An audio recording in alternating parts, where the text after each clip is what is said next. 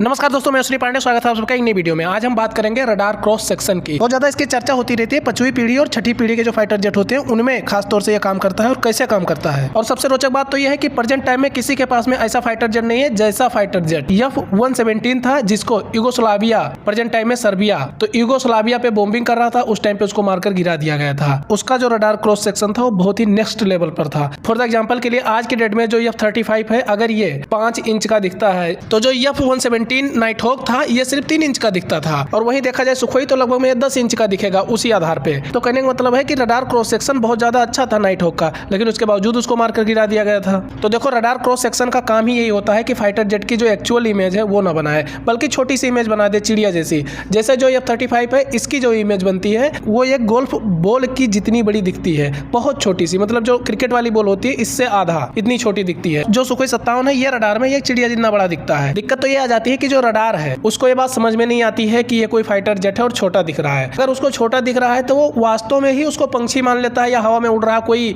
कचरा मान लेता है, या पतंग मान लेता है, लेकिन वो फाइटर जेट कंसीडर नहीं करता है। इस वजह से वो वार्निंग ही नहीं देता है पायलट को। ये सबसे बड़ी दिक्कत है। अब देखो, नाइट हॉक कैसे मारकर गिराया गया था। तो ये बॉम्बिंग करने गया था, बॉम्बिंग करके वापस हो रहा था यूगोस्लाविया का। 27 मार्च 1999 की बात है ये। तो जब ये वापस हो रहा था तो ये जो यूगोस्लाविया वाले थे ये क्या कर रहे थे कि अपने रडार को लगातार चला के नहीं रख रहे थे। 10 सेकंड चलाते थे, बंद कर देते थे, 15 सेकंड चलाते थे, बंद कर देते थे। इससे जो एंटी रडार सिस्टम है ये नाटो सेना का, ये काम नहीं कर पा रहा था और पकड़ नहीं पा रहा था कि यहाँ पे कोई एयर डिफेंस सिस्टम लगा हुआ है।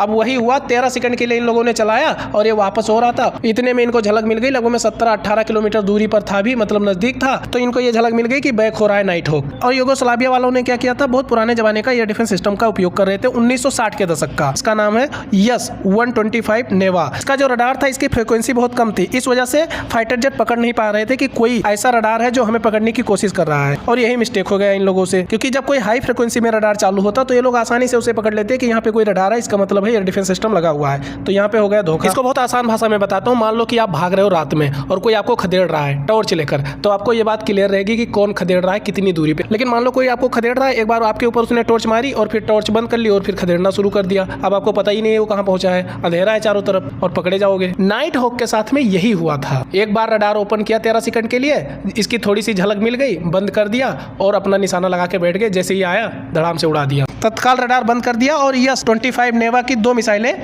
दागी। एक मिसाइल तो इसको टच भी नहीं कर पाई, लेकिन दूसरी डायरेक्ट जाके लगी और पूरी तरह से ब्लास्ट हो गया। पायलट गिर गया, बाद में जिंदा बचा लिया गया। लेकिन ये पूरी दुनिया को चौंकाने वाला था कि इतने कम रडार क्रॉस सेक्शन वाला फाइटर जेट भी मार के गिराया जा सकता है। और यूगोस्लाविया की आर्मी कोई तोप आर्मी नहीं थी, रूस या चाइना जैसी या इंडिया जैसी।